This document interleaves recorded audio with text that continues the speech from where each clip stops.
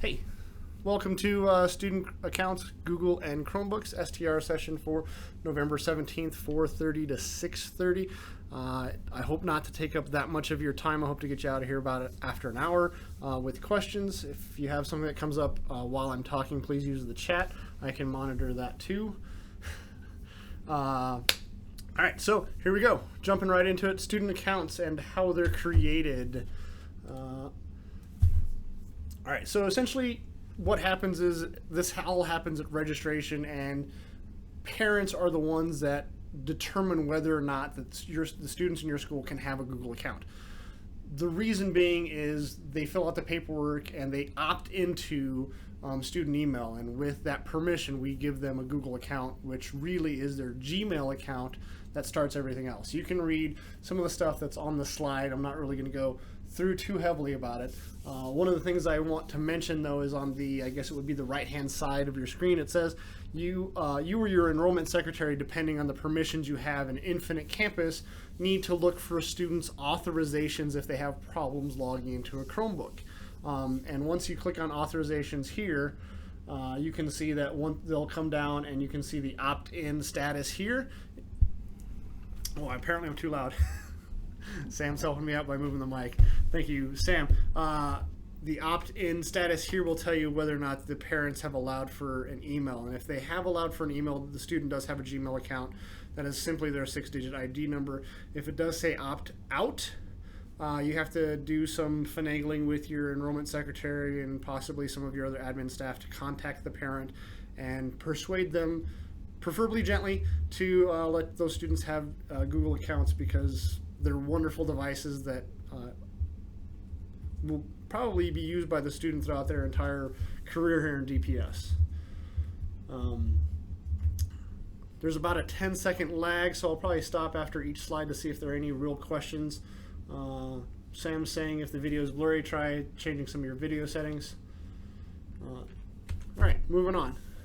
So student accounts. Ideally, the best way to do this is to have your password set to the 8-digit birthday by DoTS. So call us with a hotline ticket or make one in HSS, and we can reset all the student accounts to the default 8-digit birthday.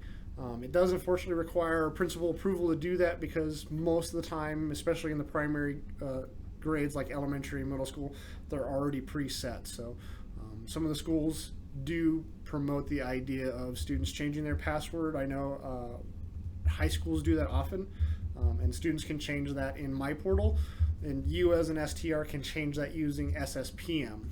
When I was an STR, I created the tiny URL, or in this case where it says tiny.cc, it says tiny.cc/SSPM, which if you also notice on the right hand side of your screen is the link to the presentation, so you can have access to it after we're done. If you haven't been trained in SSPM, there is a training session you can go through. Give us a call here at DoTS, and we'll let you know the process to do that, because it does need to be signed off. The next thing you can do, of course, is you want to verify the students can access their Google account on a PC or a Mac by going to googlemail.dpsk12.net.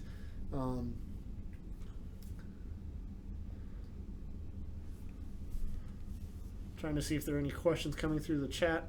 Doesn't look like there's anything but maybe some Wi-Fi situations there, but that's all right. Hopefully this is all kind of a review for you guys, which is okay. Going into Chromebooks, this is an interesting part of information that I actually also learned recently about TIG and what they call the white glove experience or procedure to make sure that we get all the stuff that we need to taken care of. So when you're purchasing Chromebooks, what you need to look at is calling TIG. I believe the main contact person now is Brian Owings. You can also use Lawson or strategic sourcing purchasing. That would probably be with your payroll secretary. The nice thing about going through TIG is TIG's price includes the Chrome console license, which is what allows us at DoTS to manage all the Chromebooks, push those apps, push those kiosk settings, and determine what's going on with those things. From there, once the purchase has been made, TIG is going to enroll our devices into our Google admin account. And then we will get a list of serial numbers from TIG. Currently, it's the PIT team that uses a script to move them into the correct sub-org, and you can see we have the orgs there off to the right-hand side. It's almost identical to the orgs we have for Active Directory. From there, through that enrollment process, the Chromebook gets its wireless settings, its kiosk apps, student apps, and home web pages. That's kind of worded funny, but that's all right. And what that is those policies are set by us depending on the sub-org and the school level, what kind of kiosk apps you have pushed, what kind of student apps are pushed, because students can get specific apps, things like Learning Ally. That's unfortunately the only one I can think of off the top of my head. But the other suggestion is that we create a homepage for you guys, or sorry, we link the homepage that you guys have created to the Chromebook, so that when students log into the Chromebook, that's their landing page, and it's the same as everything else. And that way you can have all the links that you need onto that Chromebook homepage set. Why can't we? So there's a question from Jeremy Collins in the chat as to why we can't set 8-digit birthdays in SSPM, and SSPM unfortunately has to use Google password complexity requirements, because it's actually working with Google directly as opposed to going through our Active Directory, which is how DoTS sets up the 8-digit passwords. Is we use the Active Directory, and Google will then sync with our Active Directory. Unfortunately, when you're using SSPM, you're really just changing the Google account, and SSPM kind of reaches out to both those categories where it goes to Google and it goes to AD. It doesn't start with AD, which is why we can't do the 8-digit password. So Google complexity is the same. It's got to be 8 digits, 1 capital and 1 number, as far as I know of. Another question, Ian Yates says, can Chromebooks have a default homepage set for guest, or can that only be done inside of a student login? As for right now, it can only be done inside a student login. So sorry. Hopefully with some of the upgrades to the Google admin console in the future, we might be able to do that, but the guest account kind of lands on the Google search homepage. All right. Michael Kimball asks, what kind of links would our homepage link to? Just some of the things you might use. I know, for instance, at Hallett, they have a landing page that has things like their SRI, their typing club, some of the approved websites for students to use in terms of like games, because it's an elementary school. Things like abcya.com. Those would be the landing pages that the kids would go to. That way they don't have to type it in, because if you've ever had a kindergartner try to type a website in, it's kind of like herding cats, which I guess is an overused term I probably should stay away from. All right, moving on. Chromebooks, from the STR perspective, this is from you guys. There are actually a handful of schools that have not gotten Google accounts or Chromebooks approved for their school. So if you're one of those people, welcome to the Google domain. And if you'd like it for your school, because I personally think it's a fantastic tool for teachers and students, you can do that. There is an implementation packet to fill out, which includes some information your principal and other admin need to fill out. Chromebooks are always ordered through TIG. They're actually also our warranty service provider. I'm hoping that TIG one day will get away so that we can check warranty through their website, given a serial number, but they have yet to implement that. I believe DoTS has made that suggestion a couple times, and they're in the process of looking into if that's something they can do. So when your Chromebooks arrive after you've ordered them, there are some things that need to happen. Just make sure you call the DoTS hotline so that we can give you the support that you needed, especially if you're one of those schools that are going to get a lot of Chromebooks. In the fall, we usually have some temps that can support those scenarios, and it always makes your job easier if you can get a little support from us, and we would love to come out and help you. We lost sound. We lost sound, huh? Wait. I'm still showing volume on the mic. Let's see, can you guys hear me in the chat? I'll type it in.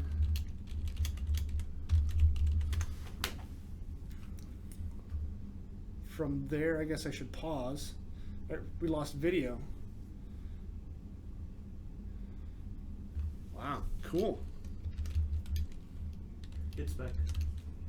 Something dropped. I don't know what. Alrighty then. Sam says we're back.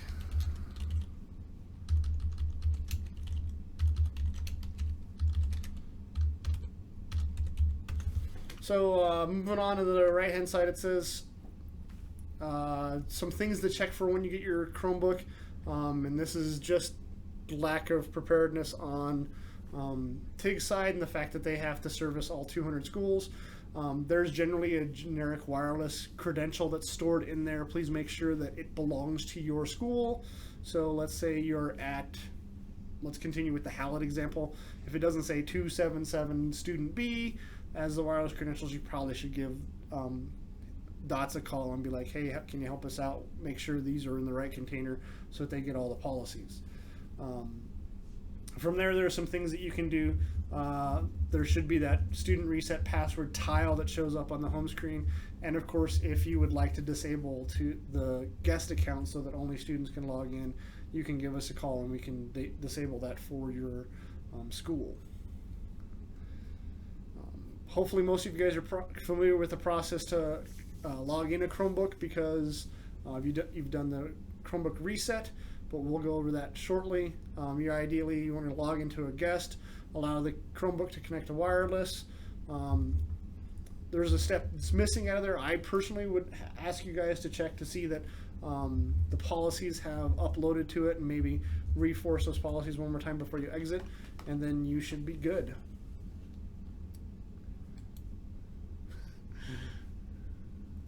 All right, Chromebooks. For the student, there's a link to the wiki document for how to sign in. Let me show you that. Looks like it's right. Nope, missed it. This one here. Let me see if I can maximize it. Apparently, this is the way to do it. So they're going to click on the add user. This is really a review for most of you guys. They're going to sign in with their DPS ID, which is their school number with @dpsk12.net. They're going to sign in with their 8-digit birthday and click sign in. It is kind of an odd process in my opinion, but it does help with the verification to our AD, because once they do this process here, they go directly to this sign-in page, which asks for their student ID and their lunch number again. One odd scenario I've seen in the past is that sometimes students don't actually have to type their password on this initial home screen because it asks for it here and one more time here if it's their first time doing that. Going back to the presentation, so that's that link to the wiki there. Hopefully you guys all have the presentation because it's off to the right hand side. You can have students set their security questions and reset their password in Parent Portal if you'd like them to do that. It's also part of the features when the student clicks on that tile that says reset their password. And of course, one of the features that you can have is the students can be assigned the Chromebook, so the tiles would stay permanently on there, or you can have it so that the user tiles disappear after every login. If that's something that you're interested in doing, where the tiles either stay or don't stay, give us a call here at DoTS and we'll make sure that your sub-org has that permission set. All right, for staff, it's pretty much identical. It's going to be, the main difference is it's going to be their first name underscore their last name at dpsk12.net. The slide does say username because there are some of those people that don't have the first name underscore last name as their username because they're grandfathered in, and we love our grandfathers. Kidding. I'm just trying to make it a little bit humorous for you guys as we keep going onto this stuff. Chromebooks, testing, and other apps. The reason why a lot of schools, besides the price, think these are great is their lockdown browsers. We have this thing called a kiosk setting where we can push testing apps through them. They do happen before the student logs on, and they're underneath the apps. This one particularly shows the test nav or the park scenario of testing, and these apps are controlled through the Google admin console. So if there's something there that you would like to have that isn't already there, give DoTS a call or use HSS, and we'll make sure that we can get that there for you. There are some that don't have that compatibility, so that's why we prefer you to call in. All the other apps, like Learning Ally or some of the extensions you might want your students to have that are available in the Chrome Web Store, we can push to the users through the Google admin console. Just be aware that we are pushing them to the student accounts and not to the teacher or staff accounts, so we would have to do that separately. But they would go in and click the little magnifying glass. I believe with the most recent update, the magnifying glass is now a circle, and then they're going to click all apps so that they can see that. A lot of times, if you notice that the Google Chrome browser, Mail, Drive, and the calendar are pinned in the taskbar, if you'd like an app to be pinned to the taskbar, we can also do that for you too. I love how Sam says live in the chat. That's funny. All right, so this is the part probably most of you guys came for, which is Chromebooks troubleshooting. What do you do when certain things don't work? So there is this thing that DPS has for all the technical resources. It's this managed by the PIT team, and it has all this wonderful information in it. You can see as I hover over all the different things, you have just a regular FAQ, first steps, a lot of the documentation that are actually currently in the slide that you would want, and of course support and training. Going back to the slides, some of the things that you should know as an STR are some of the strange oddities, like Chromebooks are defaulted on their wireless to do 802.11b and G. And if you know anything about our wireless upgrades that we've been doing lately, we're only on the A network, and all of our devices that are on the student network are on the 5 gigahertz devices. So it is possible that you have an older Chromebook that wants to try to connect to the 2.4 gigahertz, but we can change those settings so it connects correctly to the 802.11a 5 gigahertz networks. But it also does explain why it does take a while to connect the first time to DPS student. All right, any questions about the wireless? If anything, I would say that Chromebooks are probably the easiest thing to troubleshoot. All right. Moving on, Chromebooks troubleshooting part 2. What should you do as an STR if the device is not functioning properly? So one of the big things that Chromebooks need is they need to have their date and time synced with whatever region they're in. So the first thing you should do if the internet's not working is, of course, check to see if the date and time is correct on there. And that's because that's right there at the bottom of the right-hand side of the screen. I kind of wish I had gotten a picture of it for you, but it's not there. You can change that, and a lot of times the biggest problem is that it's got reverted to, say, Pacific time instead of Mountain Standard Time. Once that's corrected, you should check your wireless connection to see if you are truly on DPS student, because there may be a stronger signal, say across the street in somebody's house, that the Chromebook is preferring. Not always does that happen, but sometimes it does. The third thing you want to do is, of course, check your Chrome OS version. That's going to be Chrome / version. I think it's actually / not backslash. Let me show you that here in the about, right? So this is going to be the same all the time. If you were to use the version one, you can see that this particular one is on 54.028, and it should say Chrome is up to date. If it's not, there will be a manual update button that you can use. Oops, missed the presentation. From there, you should check your policies to see the last time the device checked in and received some of our policies. And worst case scenario, which actually is really easy, you do your factory reset. So questions in the chat: what does Chrome :/ policy do? What it does is it updates those things that are specific to your sub-org and school in terms of Google Admin Console. So let's say you have the Learning Ally app or a home page designated for that Chromebook. When you update those policies, that gets pulled to. And if you remember from, I think it was slide 2, it'll update the wireless settings. So if you weren't in the practice, because I also wasn't in the practice, after you reset a Chromebook, you should log in as a guest user and update those policies. That way it pulls the wireless credentials down from essentially a Google admin group policy.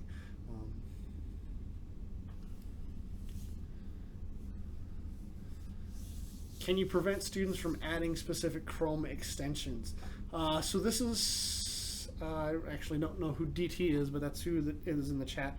That's something we're working with Google on. There's this odd scenario where a student can log into a Chromebook, but it doesn't necessarily log them into the Chrome Web Store, which you would think they'd be tied together, but they're not. But if they're able to access the Chrome Web Store without actually signing into the Chrome Web Store, they can download any extension or app and it will follow them. We're working with Google to make sure that that doesn't happen, because when the student is logged into the Chrome Web Store, it should lock them out of installing any of those apps. DT, thanks David Torres, appreciate that. And of course your questions, those are some good questions. We definitely don't want students having some VPN extensions so they can override our filter. All right, Chromebooks troubleshooting, page 3 for lack of a better phrase, printing. A lot of teachers and staff will have fear about using Chromebooks with their students because their fear of printing, or they really like to have that paper copy out there. This is really where it's one of those give and take scenarios. The network isn't as secure as we want it to be when Chromebooks can print, so the network team has pretty much said Chromebooks can't print.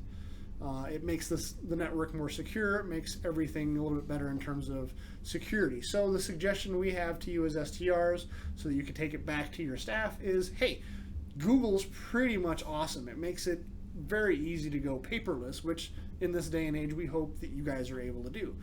So one of the things that they have is students have access to their Google Docs from home on a normal computer. They have access to their Google Docs on their phone, whether it be iPhone or an Android phone. I actually haven't experienced it on a Windows phone, but I would assume it's there too. But these are all apps that they can download for free from either the Google Play Store or the Apple App Store.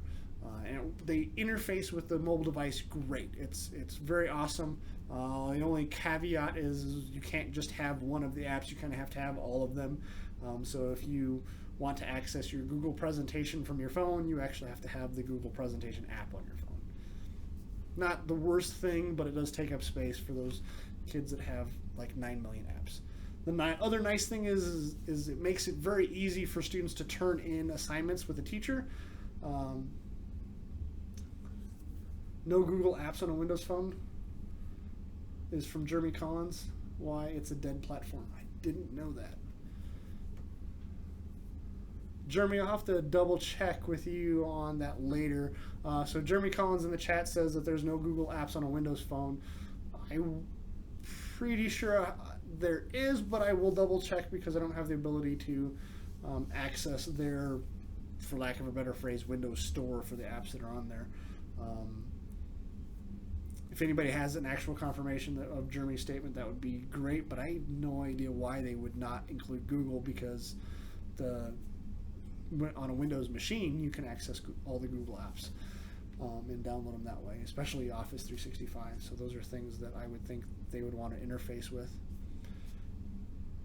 I haven't seen it either. All right, moving on. The nice thing about having teachers and students work digitally is you can always see when the last edit was made. You can see things like the past edits. One of the things that you can do, suggest to your teachers, is, hey, here's a template you can make for your students, provide it to your students as a view only, have each kid make a copy of it so that they can follow the outline and do the things that you want them to do in the sequence that you want them to do it in. And templates are great for teachers.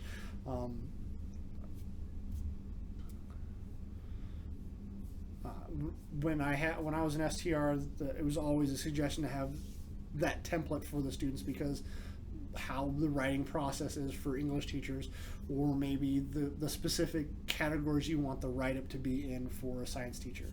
The other thing teachers can do is they can use an app or a Google extension that they can add to their Google Sheets called a DoTS's, and they can create and share folders with their students to essentially make a Dropbox for those students to actually make their file and put it in their folder, and it turns directly into their teacher.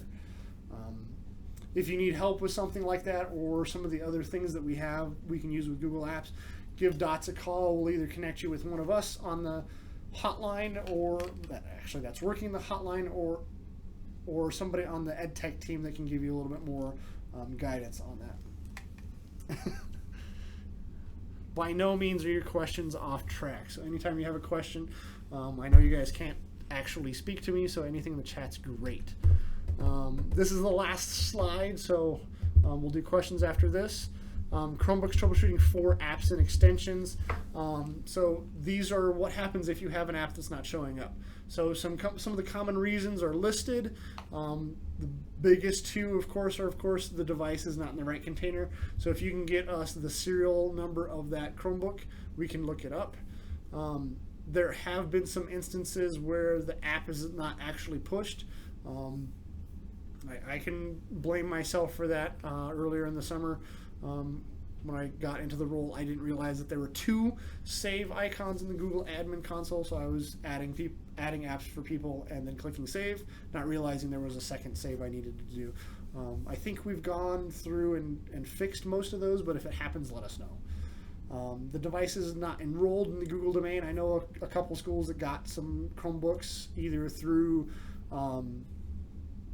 purchase, like the teacher does that thing where they go and say, hey, provide me money.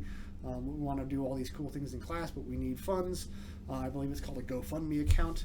And they purchase them. Well, they purchased them outside of our TIG organization, which means they don't have the Google admin console licensing on them. So one of 2 things need to happen. You either need to use them as a browse as guest kind of device, or pay the little bit of extra to get them in our Google domain.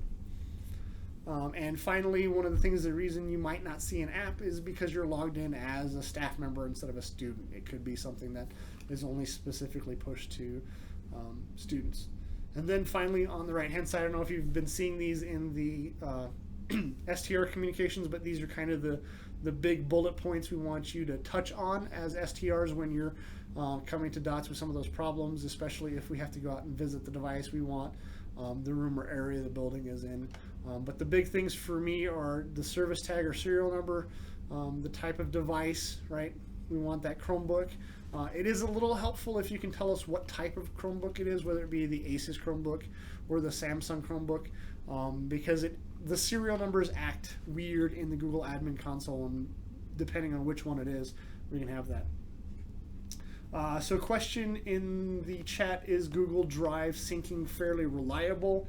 Then actually, I've not seen Google Drive fail on a Chromebook because it's kind of got a secondary backup of an work offline status, and once it reconnects to an online status, it actually will sync the drive or sync the document.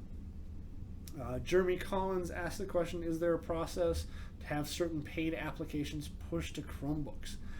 That is a darn good question, Jeremy. I do not know how paid apps from the Chrome Web Store work to get pushed to the Chromebooks, but I would assume it's something we can work through, you and your admin team or your purchasing secretary about. Just give us a call at the hotline. We'll make sure you get taken care of. Warren Ramos is asking, can you have 2 home pages for guest? Warren, I'm assuming that you want a home page for the guest account and a separate home page for the student account. If that's the case, unfortunately, we do not have the ability to designate a home page for a guest account. So if you log in on a Chromebook as the browse as guest, it does not have the ability. We do not currently have the ability to set that as a home page. We only have the ability for student accounts. Hopefully I wasn't talking too fast or going too quickly through the slides for you guys. But you do have access to the slides for later. You have access to the hotline. I work on tier 2, so you can always call in and ask what's going on.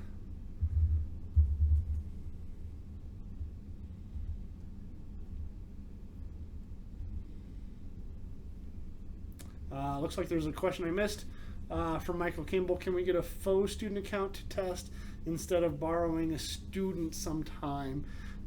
Michael, that's a little bit complicated simply because the accounts are created through IC and Active Directory. You do always have access to the generic student account of 1.1.1.1.1.1 at dpsk12.net, but you wouldn't be able to see any of the apps that your school specifically has pushed to it.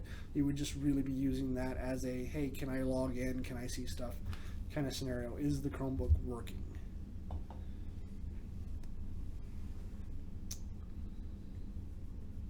All right, so David Torres is asking, can you track Chromebooks like the Find My iPhone app, or track Chromebooks in AirWatch? Well, so the second question is easy to answer. Chromebooks are not in AirWatch, they're in the Google Admin Console. Very similar platforms in which we're monitoring and pushing out devices. The only unfortunate thing is Chromebooks don't have that kind of embedded GPS that, say, an iPhone or an iPad or even a Droid tablet would have. So it's hard to locate them.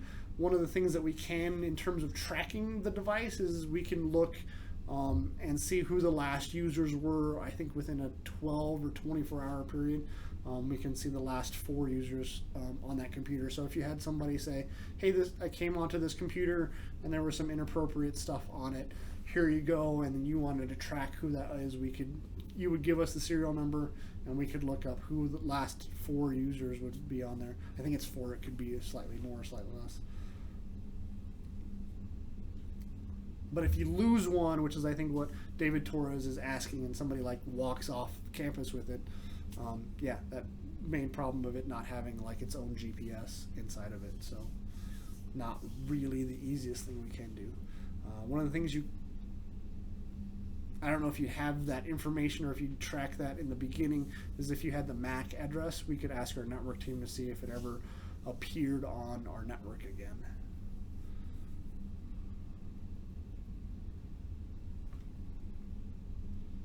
No problem, David. I hope that wasn't a convoluted explanation.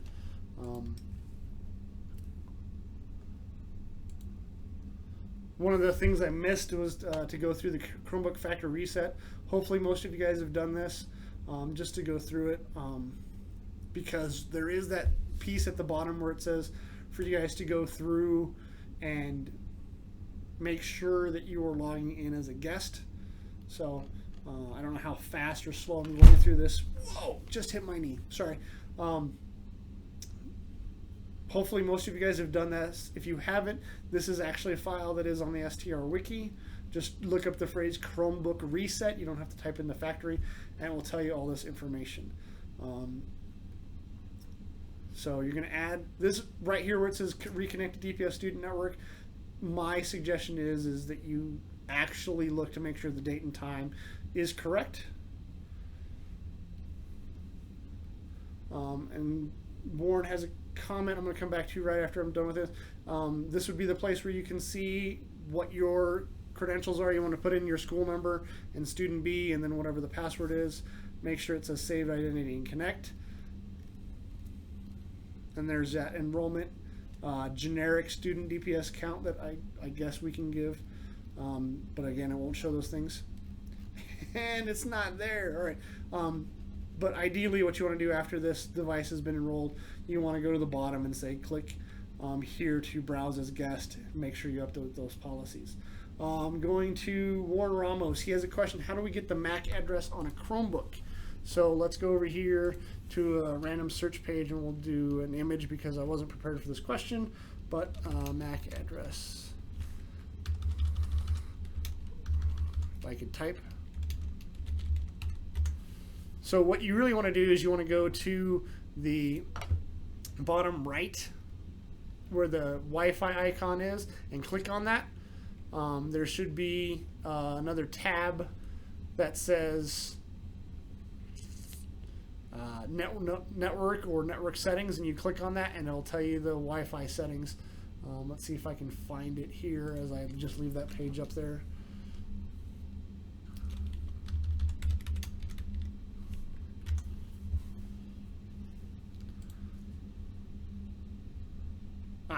Okay, so let me transfer this picture over here so you can see it. It's always better when you can see it. That's how I feel. So you're going to click on the Wi-Fi icon and then the little circle I for information, and then you can see that it says the Wi-Fi address right here is 9C:BC 0D24D8E3, and that's the easiest way to get the MAC address on a Chromebook.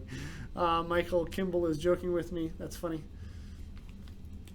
Some of the other things that are nice in terms of teachers are, of course, that does connect to a projector easily. You do need an adapter, but even teachers can use these. It's nice because the portability and the weight. I'm sure you have lots of users that complain about the weight of these objects. All right, so I'm going to confer with Sam to see if we need anything else for there. Is there a rule for broken or damaged Chromebooks? Does the school make their own rules? So this is a question from, I'm going to slaughter her name, sorry, I'm going to say Sarah E. Olguin Torres. In terms of how does the repair happen, or do we charge students? So in terms of how does the repair happen, 99% of our repairs are going to go to TIG. If you as an STR really feel that it's something that you can handle, go ahead and do the repair. I personally find it easier to replace a screen on a Chromebook by just going to the purchasing secretary and saying, here's an Amazon link for a $50 screen replacement for this particular model. And then you snap off the front cover, unscrew 4 screws, take off the video interface, put the new screen in, plug in the interface, 4 screws, snap the cover plate on, there you go. But to answer the specific question of do you charge students, that is unfortunately a school-based local kind of control scenario. I know a lot of schools do front-end fees. When I was the STR at my last school, what they did was they charged students $50 for as a technology fee, and we would use that to pay for any of the damages that came to the Chromebooks, and that was kind of at registration. I don't know how you would like charge a student after the fact, honestly. If you have suggestions as an STRs out there, that might be a good way to do that. So my apologies, Seti. And also my apologies if I slaughtered your name. Do we have anything more we need to say? Did you put up the attendance? Up. We have the attendance link at the video description now. Okay. So Sam says that there's attendance. So this would be time to take attendance.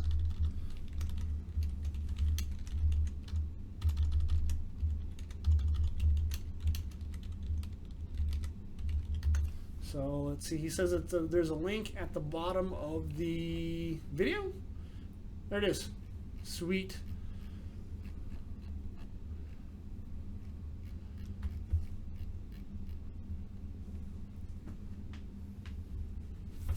Thanks, Jeremy. Hi. Yeah. You're gonna say hi? Yes. All right. Sam's gonna pop in. Hey guys, thank you so much for joining us. Please take attendance. Put information on the survey. I really need to know if this is helping you guys, if you guys want me to continue these webinars, or if you really want to do this in person. So the attendance link is going to be that way, down. Yeah, it's right on the video description. If you cannot find it for some reason, send me an email and I'll send you the link. Thank you so much for joining us today, guys. Stay safe. It's kind of nasty out there. Thank you. Thank you, John. Thank you, Sam.